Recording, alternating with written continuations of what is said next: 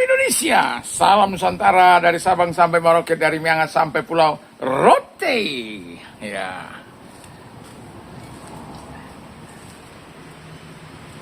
Semoga kita sehat-sehat saja. Dalam perbincangan ini kembali kita masih memperbincangkan gaya kepemimpinan Ibu Shirley Zuanda. Ya, ini menurut pengamatan saya dan semoga pengamatan saya tidak salah ya, tapi kita bisa meniru hal-hal yang baik sebagai orang-orang muda yang mau jadi pemimpin di masa yang akan datang. Kita bisa meniru gaya kepemimpinan yang begitu luar biasa. Jadi kemarin itu saya sudah berbicara soal bagaimana Ibu Zuanda itu memiliki visi yang jelas dan memiliki jujur dan atau memiliki kejujuran dan ketegasan, dan juga dia adalah orang yang berani dalam mengambil keputusan dan sebagainya. Dan hari ini kita bisa melihat bahwa di hari ini kita bisa melihat hal yang sangat luar biasa yang dimiliki Ibu Gubernur ini. Yang pertama itu dia memiliki belas kasihan. Jadi dia tidak sanggup melihat orang-orang yang hidup dalam garis kemiskinan, dalam kesusahan. Dia bukan hanya melihat orang-orang yang miskin, tapi dia juga melihat orang-orang yang tidak mampu atau orang-orang yang mau ditolong dalam kehidupan ekonomi mereka dan usaha mereka. Dan ini sesuatu yang sangat luar biasa yang dimiliki oleh Ibu Shirley Zuanda. Belas kasihan yang dia miliki itu bukan hanya sekedar bertahan di belas kasihan itu lalu tidak berbuat apa-apa. Banyak pemimpin-pemimpin menaruh perhatian, menaruh belas kasihan, dan tetapi tidak ada tindakan nyata.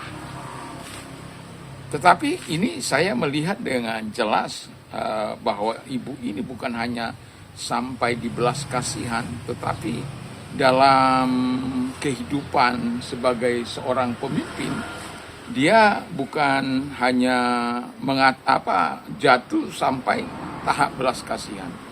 Siapapun kita bisa jatuh belas kasihan kepada orang-orang yang mengalami kesusahan dalam kehidupannya.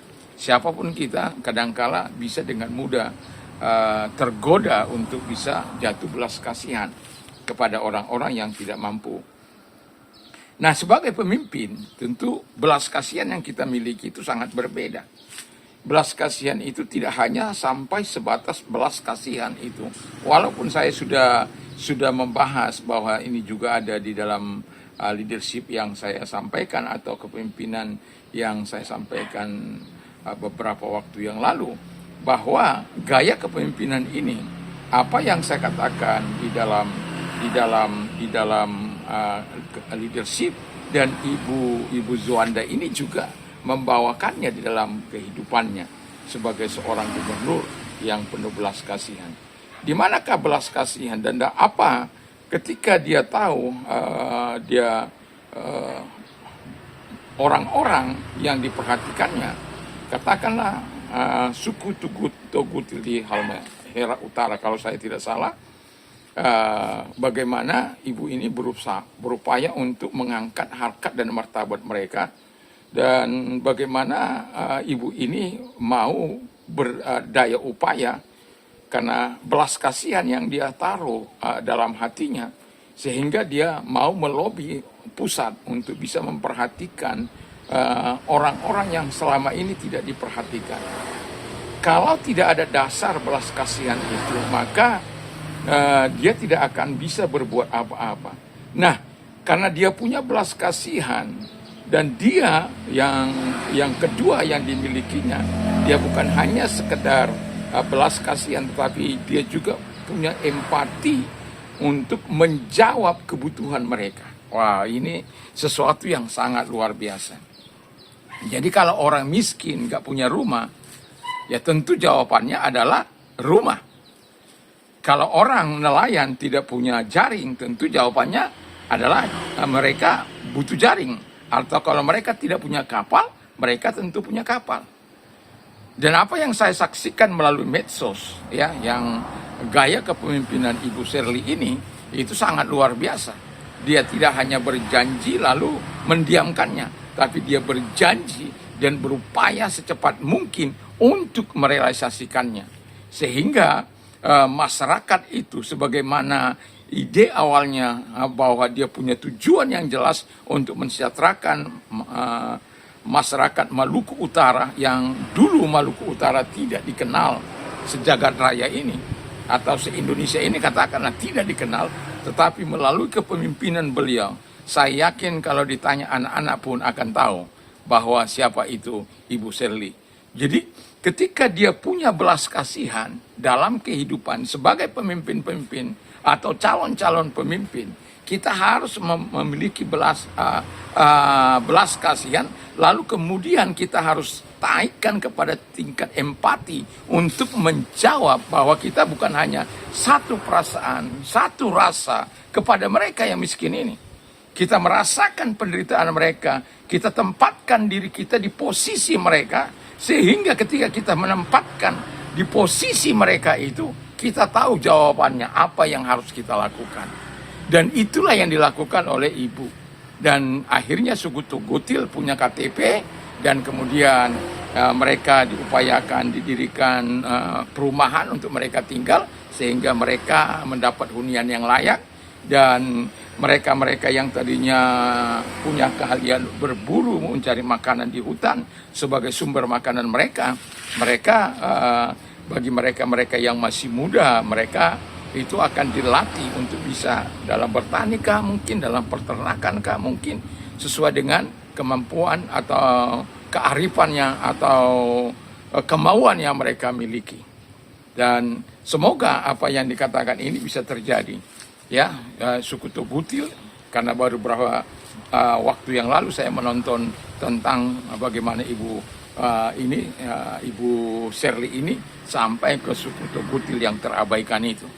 Tetapi dalam hal lain saya sudah melihat bagaimana rumah yang rusak, yang tidak layak, itu dibongkar dan dikasih dana untuk dibangun.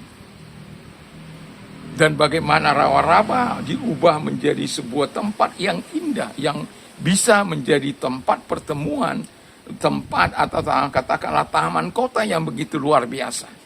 Dan itu akan terus diperindah dalam ulang tahun yang ke-26. Itu tempat itu yang berbentuk rawa-rawa telah disulap menjadi tempat yang indah, yang akan terus berkembang, berkembang keindahan atau kecantikan dari tempat itu. Karena itu adalah daerah yang selama ini tidak pernah mendapat kepedulian, tapi kemudian di bawah kepemimpinannya itu mendapat perhatian yang serius. Dan bukan hanya itu, dan dia tahu bagaimana dia suaminya tidak dapat diselamatkan, walaupun semua kita katakan itu adalah seizin Tuhan. Tetapi kita bisa melihat bagaimana tangisan pilunya, karena dia tidak bisa melihat dokter dia punya, orang-orang hebat dia punya, tapi alat-alat kedokteran di daerah itu, di daerah di mana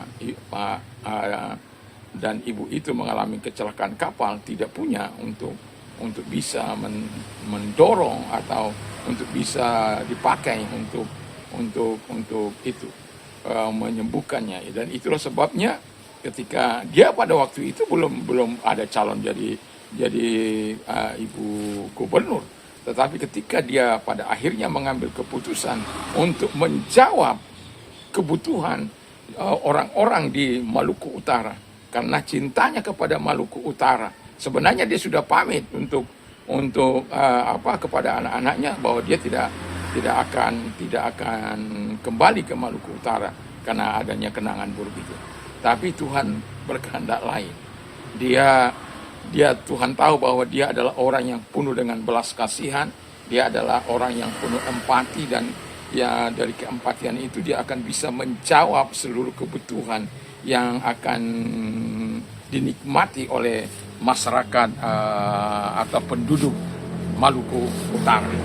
Dan itu terjadi, dan setelah dia diberikan kesempatan, dan itu terjadi, dan semua apa yang dikatakan direncanakan, itu semua kekuatan dikerahkan untuk membangun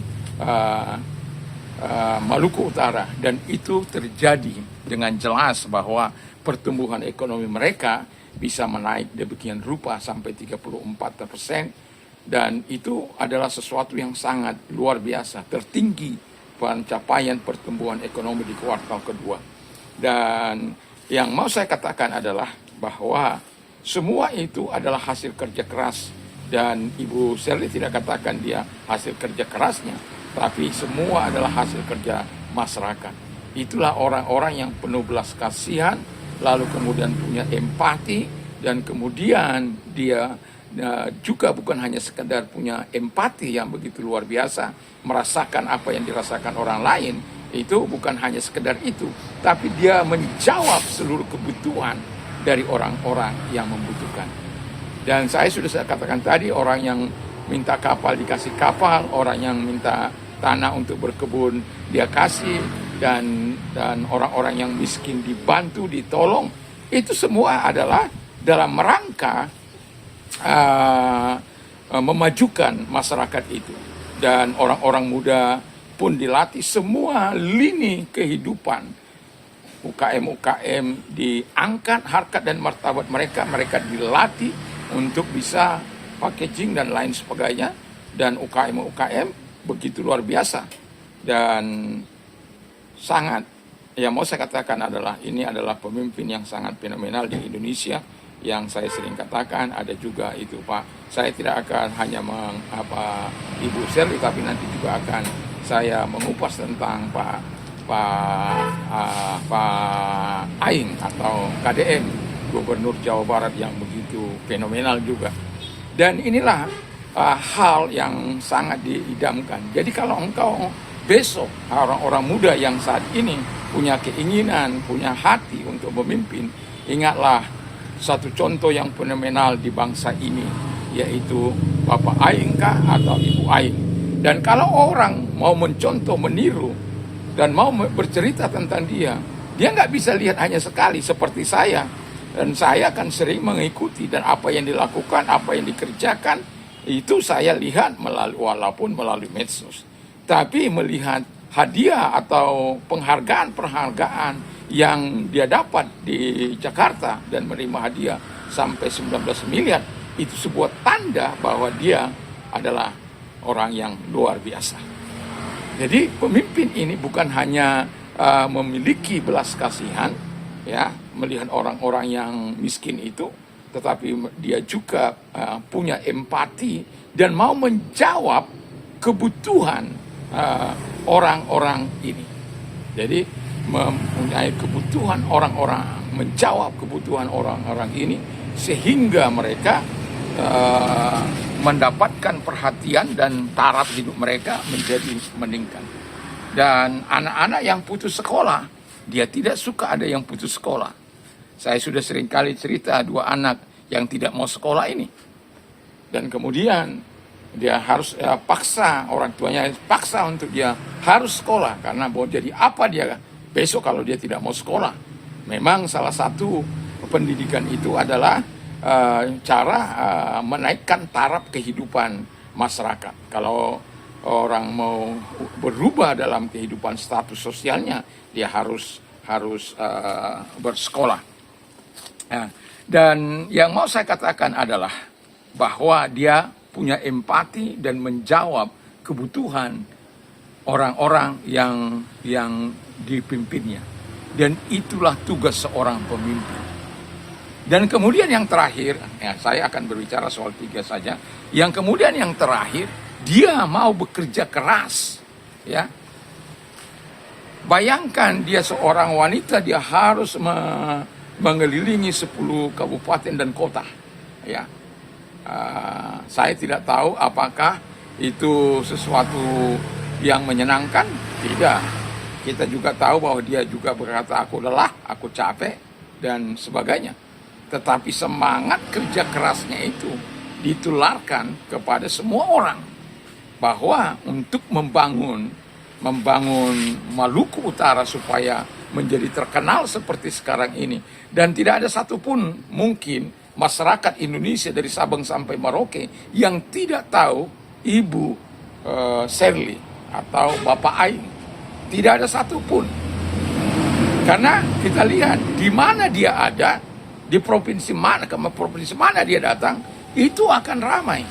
Ya, itu sesuatu yang sangat luar biasa. Karena apa? Dia memiliki belas kasihan dan dia juga memiliki empati yang sangat luar biasa. Dan dari empati itu dia bisa menjawab. Jadi dia tidak hanya satu rasa, satu perasaan dan kemudian berhenti, tetapi dia menjawab kebutuhan mereka. Dan itu sesuatu yang luar biasa. Nah, untuk memenuhi atau apa yang dikerjakan ini memenuhi jawaban masyarakat yang dibutuhkan, itu perlu kerja keras. Dan ibu ini punya segalanya. Anda bisa bayangkan, dia bisa senang-senang, dia adalah gubernur terkaya di seluruh Indonesia. Dia punya tambang, dia punya nikel, dia punya beberapa perusahaan. Dia tenang-tenang saja dia dapat duit. Buat apa? Kalau dia orang yang egois. Kalau orang egois itu kan dia hanya berpusat pada diri sendiri, berpusat. Bayangkan orang-orang kaya menyingkirkan orang-orang miskin. Dan menyengsarakan orang-orang miskin walaupun mereka punya tanah. Dan itu kita tidak harapkan pemimpin yang seperti itu. Dan kepemimpinan yang sekarang yang sangat berubah total yang dilakukan oleh, biasanya kan pemimpin itu pemimpin yang kalau dikatakan memimpin dengan tangan besi, pembesar-pembesarnya melakukan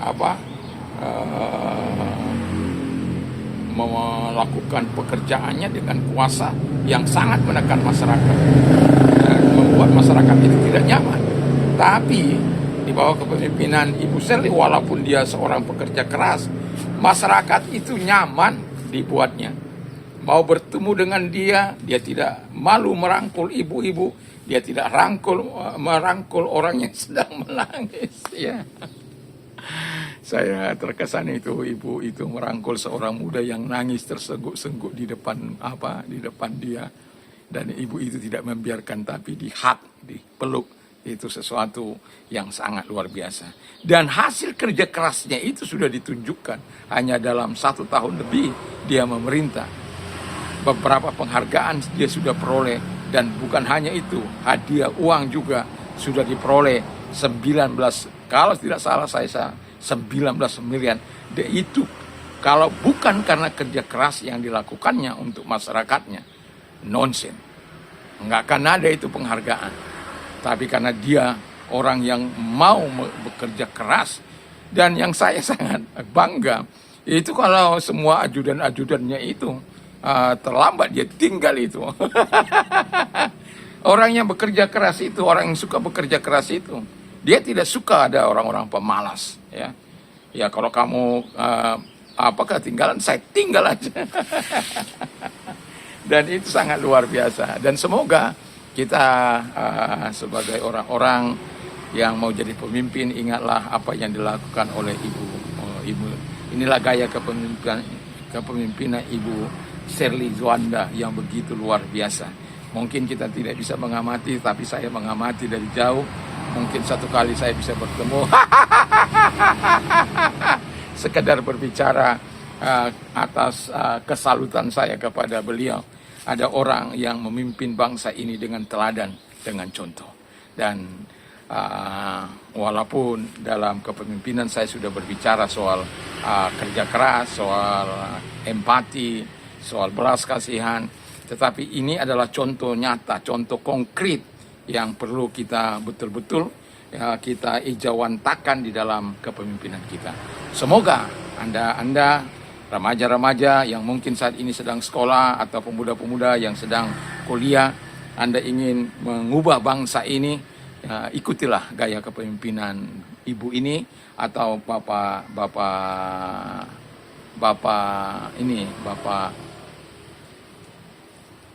Bapak Aing, ya.